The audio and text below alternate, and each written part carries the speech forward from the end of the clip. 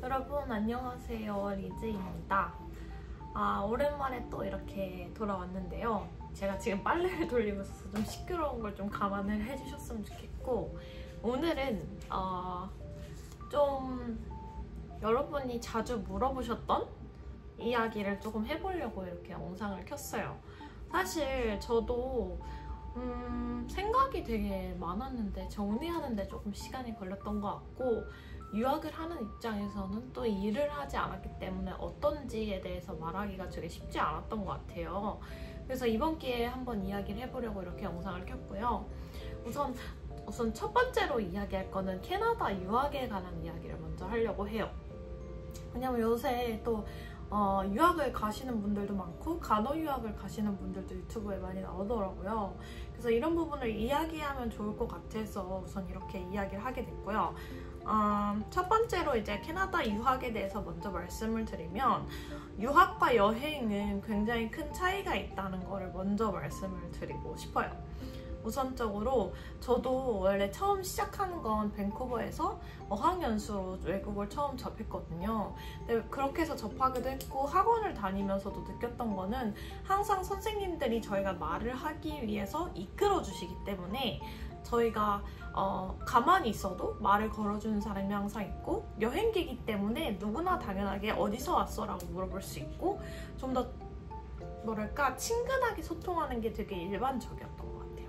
그리고 사실 누가 저한테 일을 하는 걸로 지적하는 것도 아니고, 뭘 못한다고 뭐라고 하는 것도 아니고, 내가 못한다고 해서 문제가 되는 것이 아니기 때문에 당연히 모든 사람은 저한테 친절할 수밖에 없고, 그런 환경에서 지내면서 이런 좋은 환경에서 산다면 정말 행복하지 않을까라는 생각을 한 것도 사실이에요. 하지만 유학과 여행의 가장 큰 차이는, 유학은 이제 여기를 와서 현지 학생들하고 똑같이 공부를 하고 생활을 하고 학점을 내야 되고 협업을 해야 되는 일이 많기 때문에 여행으로 온 관광객들하고는 굉장히 다릅니다. 그런 거를 이제 꼭 알아주셔야 된다는 거예요. 우선 첫 번째는 언어인데요. 여행객들한테 요하는 건 그냥 일상생활에서 필요한 영어 정도겠죠. 뭘 사거나 주문을 하거나 뭐 컴플레인을 하는 그 정도의 영어만으로도 충분히 잘 여행을 즐기다 가실 수 있어요. 하지만 이제 유학을 하게 되면은 우선적으로 교수님하고 소통을 해야 되고요. 학교 애들하고 소통을 해야 되고, 실습을 나가게 된다면 실습 그 업장에서의 또 인플로이들하고도 소통을 해야 합니다. 그렇게 되려면 어떻게 해야겠어요? 말의 폭이 정말 넓어져야 돼요. 그러니까 이게 똑같이 우리가 한국에서 외국인을 보는 시점에서도 그냥 여행객들은 이거 얼마예요? 만 해도 와, 한국어 너무 잘하시네요 할 수 있지만, 만약에 외국인들이 아예 학교에서 수업을 듣는 학생들이 있어요. 근데 그런 학생들이 한국어를 못해서 과제를 못 따라와요. 그럼 그 사람들하고 팀플 하고 싶지 않겠죠? 이 사람이 맨날 수업을 못 알아들어서 맨날 공부 성적이 안 나와요.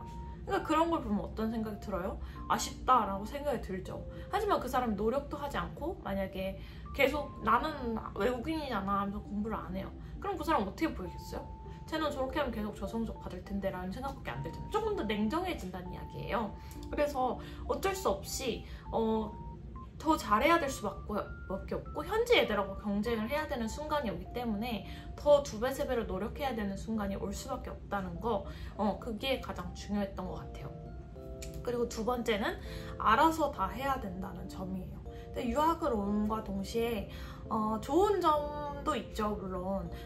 근데 나쁜 점, 어려운 점부터 이야기를 하자면, 우선적으로는 예를 들면 우리는 한국에서 나고 자란 경우에는 보통 집에서 어머니랑 같이, 부모님이랑 같이 생활을 하잖아요. 그럼 당연히 이제 집세 같은 걸 아낄 수 있고, 밥도 부모님이 해주시는 경우가 많고, 집안일 같은 것도 적당히 이제 어머니나 아버지가 도와주시는 경우가 많고, 내가 갑자기 늦었어요. 그럼 나를 픽업을 해주거나, 내가 이제 굳이 자잘구레한 걸 신경을 안 써도 된단 말이에요. 근데 이제 유학을 온과 동시에 모든 내 일상생활은 다 내가 관리를 해야 돼요. 예를 들면 집을 렌트를 한다면 그게 룸렌트가 됐던, 아예 홀 아파트를 빌리는 것가 됐던, 내가 스스로 알아봐서 확인을 하고, 가격도 확인해야 되고, 계약도 내가 해야 되고, 그러려면 계약서도 알아봐야 되고, 집을 구하려면 리얼터도 알아봐야 되고, 그 집이 얼마 정도인지, 이게 다른 거랑 비교했을 때 얼마나 차이가 나는지도 확인을 해야 되고, 이게 사기가 아닌지도 확인을 해야 되죠.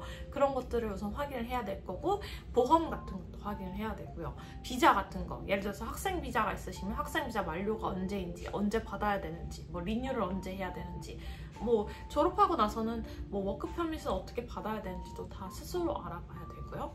전기세 같은 것도 우리가 생각을 해야 되고, 만약에 차가 있으면 차 보험료, 사고가 나면은 어떻게 처리를 해야 되는지, 저 같은 경우는 이제 핸드폰을 잃어버렸었잖아요. 그럼 어떻게 해야 되는지, 일을 구할 때는 어떻게 해야 되는지, 누가 하나 저한테 알려주는 사람 하나 없단 말이에요. 다 스스로 알아서 해야 되고, 내가 놓치면 그냥 놓치는 거예요. 그렇기 때문에 어떻게 좋게 보면은 독립성을 굉장히 기를 수 있지만 사실 되게 피곤하죠. 왜냐면은 일 하나에만 집중하고 공부 하나에만 집중하기도 쉽지 않은데, 이런 걸 다 스스로 알아서 해야 된다는 것 자체가 그리고 이게 또 우리나라 언어로 하는 것도 쉽지 않은데 영어로 해야 되거나 다른 나라 언어로 해야 된다는 것 자체가 또 굉장히 쉽지 않은 어려움이 있는 것 같아요. 그래서 이런 것들이 이제 좀 되게 크게 다가오는 것 같고요. 그 다음에 이제 세 번째에 이제 공부 같은 부분도 우리 생각하는 거랑 똑같아요. 한국 전공 공부 어렵잖아요. 그걸 영어로 한다고 생각해 보시면 더 어려울 수 있을 것 같아요. 근데 이게 그냥 책을 읽는다기보다는 책을 읽고 그걸 이해하고 또 영어로 설명을 하고 영어로 에세이를 써야 되고 프레젠테이션을 해야 되고 동료들하고 영어로 소통을 해서 이 문제를 잘 해결해야 되는 그런 과정 자체가 되게 쉽지가 않거든요. 그래서 그런 부분이 사실은 결코 쉽지 않다, 이런 부분을 먼저 이제 말씀을 좀 드리고 싶었어요. 그럼 이제 유학에 대한 장점을 한번 이야기를 해보자면 그만큼 아까 말했던 것처럼 우선 영어의 깊이가 좀 달라진다고 말할 수 있을 것 같아요. 사실 저도 어렸을 때부터 영어를 공부해 왔고 이제 어학연수를 다니면서도 스스로 나 영어 좀 잘하는 것 같아 라고 생각했던 적이 있어요. 그럴 수밖에 없죠. 왜냐면 느끼기에 내가 유창하다고 느끼니까. 하지만 오히려 유학을 하면서 그렇지 않다라는 걸 되게 많이 느끼고 있는데요. 이거는 똑같은 것 같아요. 이제 한국인한테 외국인이 한국어를 얼만큼 잘하는지가 보이잖아요. 그거랑 똑같이 어느 정도 잘하는 사람과 타일러님과 같이 정말 잘하는 사람, 정말 깊이 있게 대할 수 있는 사람은 또 다른 문제거든요. 저는 그런 분들이 정말 영어를 잘한다고 느끼고, 그러니까 언어를 잘한다고 느끼고, 그 부분에 있어서는 저는 아직 한참 부족하다고 느끼기 때문에 어쨌든 그런 걸 좀 알게 되는 것 같고, 그냥 마냥 뭐 토익 점수, 토플 점수, IELTS 점수가 전부가 아니라 이 사람이 무슨 말을 하는지 이해를 하고 내가 그거에 대해서 조리 있게 이야기할 수 있는, 그냥 대답하는 거 말고 조리 있게 대답할 수 있고 이 사람의 마음에 울림을 줄 수 있는 말을 할 수 있는 정도가 돼야 잘한다 라고 말하지 않을까, 제대로 소통할 수 있다 라고 말하지 않을까라는 생각을 조금 하게 되는 것 같아요. 그래서 자만하지 않게 되는 것도 있고, 또 그만큼 옛날에 비해서는 훨씬 영어 실력이 뛰어나게 뭐라고 할까요? 올라왔다? 그런 생각이 조금 들기도 하는 것 같습니다. 그리고 두 번째는 아무래도 다양한 경험을 하게 되는 장점이 있어요. 왜냐하면 우선 다양한 인종의 사람들을 만나면서 이해 폭이 굉장히 넓어져요. 아직도 제가 못 겪어본 사람들이 굉장히 많고, 그 사람들의 뭐 종교나 생각이나 가치관을 모두 다 이해할 수는 없지만 적어도 내가 경험한 거가 전부가 아니다라는 거는 이제는 알게 된 것 같고, 내가 옳은 것만은 알게 되는 순간이 조금 온 것 같아요. 아직도 좀 부족한 점이 있을 수 있지만 어쨌든 이해 폭이 조금 더 넓어졌고 조금 더 다양한 사람을 포용할 수 있는 눈과 생각이 조금 키워진 것 같아서 그 부분이 굉장히 큰 장점이라는 생각을 하고요.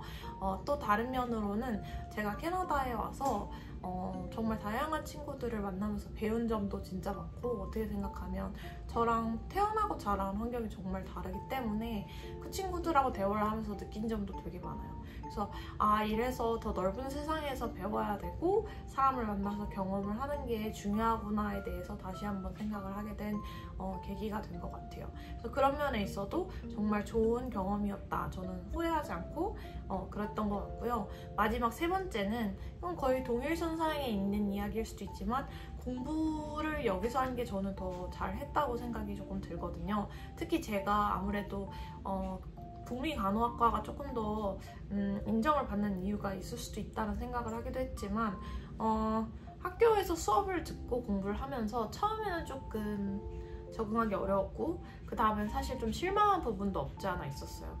하지만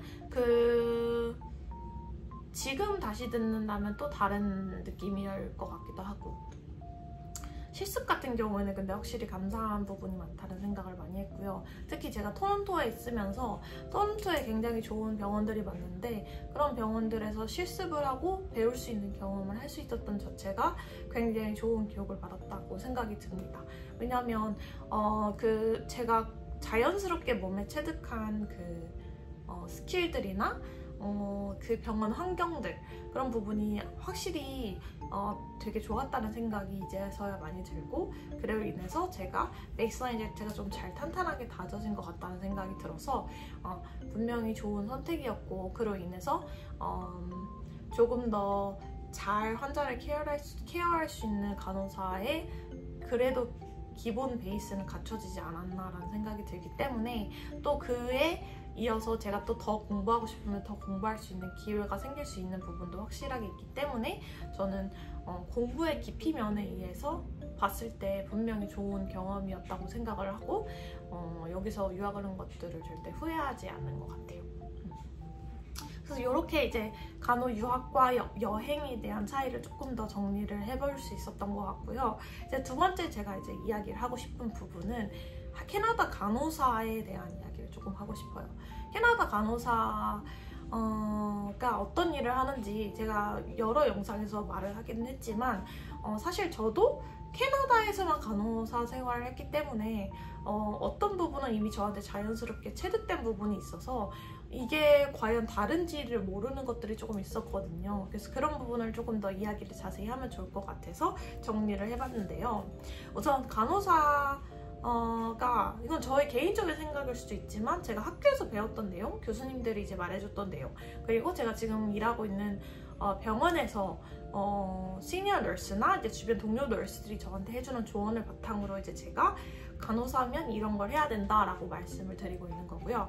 우선 간호사가 해야 되는 덕목은 우선 환자를 케어하는 게 주 목적이죠. 근데 저희는 또 12시간 근무를 하기 때문에 되게 긴 시간 환자를 보고 그만큼 환자의 하나하나 세세한 걸 다 케어하는 것 같아요. 환자를 4명을 본다고 보통 말씀을 드렸는데 사실 메디슨 유닛 같은 경우에는 뭐 5명, 6명까지도 늘어나는 경우가 있고요. 나이트 근무는 보통 5명에서 6명을 보는 게 맞고 보통 데이는 4명을 봅니다.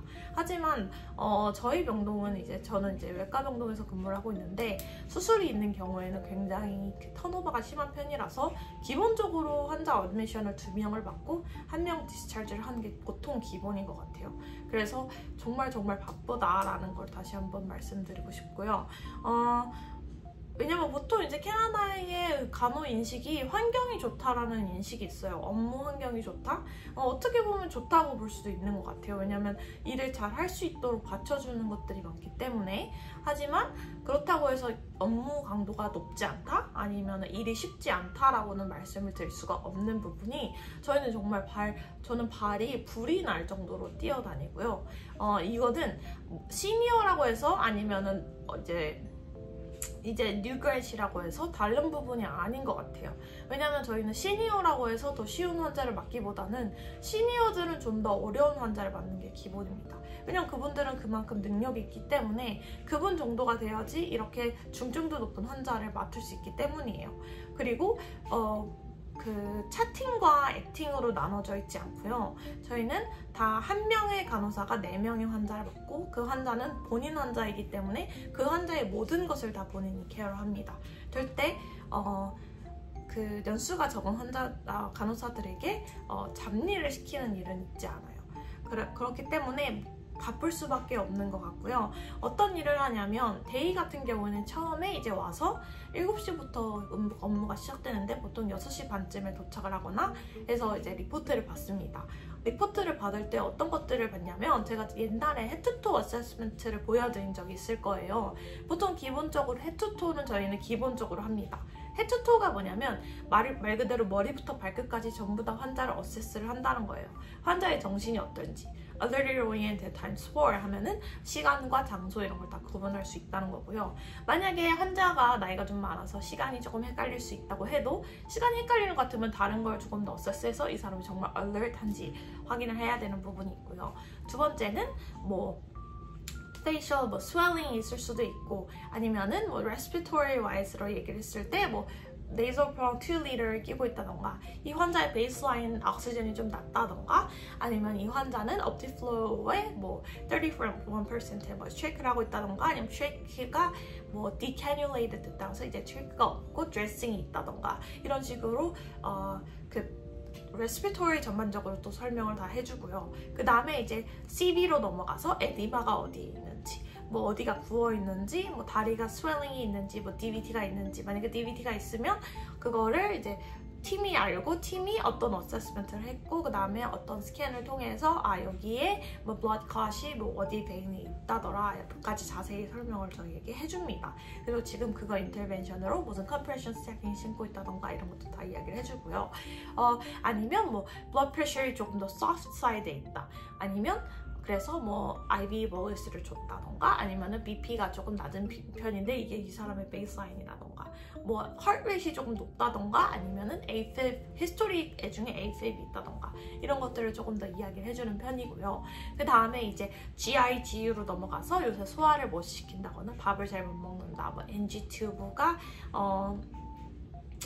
NG 튜브 부분에서 이제 뭐가 있을까요? 뭐 gravity bolus로 들어가면 이제 펌프가 없이 들어가는 거고 만약에 펌프로 계속 continuous로 들어간다면 뭐 continuous 40cc per hour, 뭐 44cc per hour 이런 식으로 들어가고 있다던가 그리고 이때 NG로 들어가는 것은 어떤 resort 2.0 뭐 이런 식으로 종류가 다 달라요. 그건 다 다이어티션이 영양사가 정해주는 거거든요. 그래서 그런 것들이 어떤 걸 사용하고 있고 하루에 몇 칼톤을 넣어야 되고 그 이후에 pre and post water flush를 얼만큼 줘야 되는지까지 나와 있고요. 혹시 만약에 fluid restriction이 있으면 그것까지 다 설명을 해줍니다. 그리고 만약에 환자가 뭐 알레르기가 있거나 환자가 이런 음식을 원하지 않는다고 하면 그 소통 역시 간호사의 책임이고 간호사가 다이어티션한테 직접 이야기를 해서 이걸 변경할 수 있도록 도와주는 것도 간호사가 하는 일 중에 하나라고 생각을 해요. 그리고 나서 이제 GI, GU에서 뭐 G2이 있을 수도 있고 아니면은 뭐가 있을 수 있을까요? 뭐 straight drainage 같은 게 뭐 배 쪽에 있을 수도 있고 아니면 인세전 같은 것도 배 쪽에 있을 수도 있고요. 그 다음에 이제 스킨으로 넘어가서 뭐 콕시스 쪽에 스테이지 1 같은 게 있을 수 있는데 그게 뭐냐면 욕창 같은 거를 말하는 거예요. 그게 있어서 그거를 방지하기 위해서 메플렉스를 붙여놨다던가 뭐 여기 스킨에 약간 bruises가 있다던가 아니면은 뭐 laceration 약간 좀 긁힌 거나 뭐 일어난 거나 뭐 열상 같은 게 보인다던가 뭐 이런 것들을 다 그건 테스트 초과를 하지 않으면 사실 알 수 없는 부분이거든요. 그래서 그런 것까지 다 이제 적용을 해서 하고요. 그렇기 때문에 헤드토가 중요할 수밖에 없고 사실 bowel movement 같은 것도 GI/GU에 포함이 되겠죠. 예를 들어서 Foley catheter insertion이 되어 있고 Foley output도 무조건 저희가 drain을 합니다. 가끔 바쁠 때는 뭐 PSW한테 부탁을 할 수도 있는데 보통 PSW는 유닛에 1명 정도밖에 없기 때문에 PSW가 바쁘면 보통 저희가 하는 게 일반적이고 사실 저는 제가 하는 게 조금 더 마음을 놓이는 이유가 그래야지 제가 정확한 아웃풋을 확인할 수 있고 그걸 다큐멘트를 다 해야 되거든요. 할 수 있기 때문에 그걸 하는 게 좋고 그리고 유린을 다큐멘트 할 때 유린의 색깔이나 오더이 있는지 뭐 이런 것도 확인을 해야 되거든요. 점점 새끼 옅어지는지 이런 것도 확인을 해야 되기 때문에 Foley drain도 저희가 하는 편이고 BM 같은 것도 보통 이제 환자가 걸어 다니신 경우에는 사실 뭐 브리프 체인지를 자주 할 필요는 없지만 브리프 체인지를 적어도 하루에 한 번은 제가 해야 될 때도 있는 것 같아요. 왜냐면 브리프 체인지를 해야지 뭐 메플렉스가 이제 체인지를 해야 될 수도 있고 엉덩이에 사실 욕창이 있으면 그게 또 sepsis, 뭐 폐혈증으로까지 갈 수도 있단 말이에요. 그래서 항상 그걸 잘 확인해줘야 하기 때문에 그런 건 더러운 게 아니고 저는 간호사가 해야 되는 일이라고 생각을 해요. 그렇게 생각하기 때문에 그것도 저희가 하고요. 그리고 나서 이제 뭐 폴리를 만약에 뭐 포스트 환자 같은 경우는 보통 수술 끝난 환자 같은 경우는 BM 변을 좀 늦게 보시는 경우도 있고 가스가 안 나오시는 경우도 있고 유리인 아웃풋이 적은 경우가 있거든요. 보통 수술하시고 나면은 fully 오줌 소변줄을 끼고 계시는 분들이 굉장히 많잖아요. 하지만 가끔 빼시는 경우는 이미 이제 디스컨티뉴가 된 경우에는 환자가 근데 이제 보이딩 소변을 보지 않으셨어요. 그럴 경우에는 저희가 블라더 스캔을 통해서 얼만큼 방광에 이제 오줌이 차 있는지, 그리고 그게 너무 많이 차 있으면 저희가 인앤아웃 캐서터로 그 빼내는 역할까지 저희가 하거든요. 그래서 그런 것들을 이제 또 닥터랑 연락을 해서 인앤아웃 캐서터 인서션 그런 걸 우리가 해야 되면 저희가 해야 되기 때문에 그런 거랑 닥터랑 원활히 소통을 하고, 만약에 오줌이 30cc 미만으로 나왔다 1시간에, 그러면 이것 또한 이제 문제가 있는 부분이니까 그때도 닥터한테 페이지를 해서 어떻게 할지 의논을 하고, 그런 거기 때문에 이제 인앤아웃 부분도 굉장히 중요한 거고 BM도 되게 중요한 거죠. 왜냐면 환자가 3일 이상 넘어가면 보통 관장을 하거든요. 왜냐면 배가 이제 변으로 가득 차 있는 거니까. 그래서 이런 걸 확인하는 거 역시 굉장히 중요합니다. 그래서 그런 걸 이제 확인하면서 이제 정리를 하고요. 그 다음에 이제 또 확인해야 되는 게 뭐 diagnosis 같은 것도 중요하겠죠. diagnosis가 뭔지, 히스토리가 뭐가 있는지도 확인을 해야 되고, 뭐 저희는 외과병원이기 때문에 어떤 수술을 받았는지도 확인을 하고, 만약에 거기에 체크해야 될 게 뭔지, 거기에 바셀린을 바르는지, 온드레싱도 저희가 하거든요. 그래서 온드레싱을 어떻게 해야 되는지, 왜냐면 제 드레싱 방법이 조금씩 다를 수 있어요. 패킹을 해야 되는 경우도 있기 때문에 그런 것도 다 봐야 되고, 스테이플이 있는지, 뭐 스테이플을 언제 빼야 되는지 이런 것도 다 확인을 하고, 저희가 필요할 때는 스테이플도 저희가 제거를 해드리기 때문에 그런 것도 다 확인을 하고요. 만약에 디스차지가 오늘 디스차지 될 건지 내일 디스차지 될 건지에 따라서 이제 그런 것도 확인을 해서 이야기를 해주는 것까지 저희가 또 하고요. 그러니까 플랜이 어떤지, 만약에 UTI가 환자가 생겼어요. 그러면 확실히 UTI 다이그노스가 되면 그 부분에 맞춰서 뭐 엔티바이오틱이 들어가고 있는데 이게 IV로 들어가고 있는지 이런 것까지 다 얘기를 하고, 이게 언제 끝나는지까지 얘기를 하는 간호사들도 있습니다. 그래서 이런 식으로 저희 전체적으로 토론 케어를 하고요. 그 다큐멘테이션 할 때는 심지어 환자가 가운을 입고 있는지 안 입고 있는지, 오늘 얼마나 걸었는지, 얼만큼 걸 수 있는지, 걸을 때 도움이 필요한지 안 필요한지 이런 것까지 다 적게 되어 있거든요. 그래서 그런 거를 전부 다 어세스를 하신다고 보면 돼요. 그리고 뭐 그 작은 상황으로 뭐 글라세스들을 쓰고 있는지 안 쓰고 있는지, 뭐 이런 거, 밤에 CPAP을 하는지 아니면 네이저 프롱을 끼는지 이런 것까지도 다 정리를 해서 같이 다 핸드오버를 줄 때 다 이야기를 하는 게 보통 일반적이에요. 보통 왜냐면 사람들마다 좀 달라서 이런 구체적인 걸 원하지 않는 분들도 계실 수 있지만, 보통 그래도 중요한 거는 다 이런 식으로 리포트를 다 주는 편이고요. 그리고 이제 환자를 어세스하면서도 이제 바이탈 체크를 다 하고, 이게 오더가 보통 Q4, 뭐 Q12 뭐 이런 식으로 나와 있거든요. 그걸 어세스를 하면서도 이제 확인을 계속 하는 거죠. 그리고 뭐 IV 라인이 제대로 되는지 바꿔야 되면 바꾸고요. 만약 여기가 플루바이러스가 생기면은 바로 다른 인서션으로 바꿔놓고요. 보통 그런 거를 헤드투토를 통해서도 다 확인을 하고, 저 같은 경우는 보통 스테토스코프를 들고 다니고 렁 사운드로 체크를 하기 때문에 이런 거 굉장히 중요하다고 볼 수 있을 것 같아요. 이렇게 해서 이제 전체적으로 정리가 된 것 같고요. 그래서 간호사가 하는 일이 보통 환자를 케어하는 부분에서 이런 부분을 다 확인하고, 그 와중에 그리고 콜벨 같은 경우도 저희는 콜벨이 환자 옆에 있는지, 환자 손에 맞닿아 있는지도 분명히 확인을 하거든요. 그래서 환자가 물을 달라고 해도 아이스칩 같은 거, 왜냐면 못 걸어가시는 분들도 있거든요. 그런 것도 다 누르셔도 저희는 다 가서 그걸 응대를 저희가 다 하고요. 따로 PSW가 가지 않고, 왜냐면 PSW 바쁘면 저희가 가야 되거든요. 그리고 환자가 궁금한 점이 있거나 패밀리가 궁금한 점이 있으면 저희가 다 가고요. 처음 보통 환자를 맞이할 때 나이트랑 저희랑 같이 가서 이제 어세스하고 리포트를 받으면서 환자에게도 인사를 해요. 저의 이름을 얘기해주고 저의 이름을 벽에 적고, 그 다음에 내가 너의 데이 널스가 될 거야, 내가 너의 나이트 널스가 될 거야 하고 바이탈을 된 다음에 혹시 너가 필요한 게 있는지, 페인이 있는지 그런 것들을 조금 더 일반적으로 확인을 하고요. 그 중간중간 뭐 랩 발류도 확인해서, 뭐 예를 들어서 환자가 뭐 history of anemia 같은 게 있었다. 그러면 환자의 이제 히모글로빈 레벨 같은 거 확인하고, RBC 같은 거 확인하고, 만약에 포타시움을 replace 해야 되는 경우가 있으면 포타시움 레벨도 확인을 하고, 그리고 와서 뭐 예를 들어서 다시 그 뭐 뭐 MRSA 수압, 뭐 CDEF 수압 이런 걸 해야 되면은 그런 것도 이제 수압을 해서 다시 보내고 리저트가 나오면 혹시 모르면 닥터한테 리저트 봤다고 다시 한번 메일을 이렇게 연락을 주고요. 그런 환자가 만약에 약을 줬는데 이상이 생긴 것 같아요. 예를 들어서 뭐 되게 drowsy해졌어요. 그럼 그런 거는 굉장히 중요한, 멘탈은 정말 중요한 부분이기 때문에 바로 닥터를 페이지를 합니다. 닥터가 이제 또 조절을 해주겠죠. 그리고 만약에 그 부분이 조절이 제대로 안 되는 것 같은 경우에는 또 되게 강하게 환자를 위해서 advocate 하는 널스도 굉장히 많아요. 근데 그런 소통이 굉장히 활발히 잘 일어나는 편이고요. PT, OT가 잠깐 와서 환자 뭐 어떤지, 걸어다녀도 될 것 같은지 이런 걸 물어보는 경우가 많고요. 이렇게 운동을 같이 하고 나서 저희한테 다시 와서 설명을 해줘요. 어떤 환자가 어떻게 했고 얼만큼 돌았다. 왜냐면 그걸 또 저희 다큐멘테이션 해야 되고 이해를 하고 있어야 되니까. 그래야지 환자가 왔을 때, 환자 가족이 왔을 때 제가 또 설명을 해줄 수 있거든요. 보통 저희를 그랩하고 환자 어때? 라고 물었을 때 그 환자에 대해서 주르르륵 다 설명을 할 수 있을 정도는 돼야 하거든요. 그래서 그런 식으로 이제 보통 환자의 베이스라인 같은 걸 다 아는 게 기본적이고요. 그 다음에는 뭐 그 병동에 따라 좀 다를 수 있지만 뭐 JP를 뽑는다거나 IJ를 뽑는다거나 스테이플을 제거를 한다거나 뭐 인서션, 뭐 NG 인서션 등등 certified 된 nurse들은 그런 것까지 다 할 수 있는 것 같아요.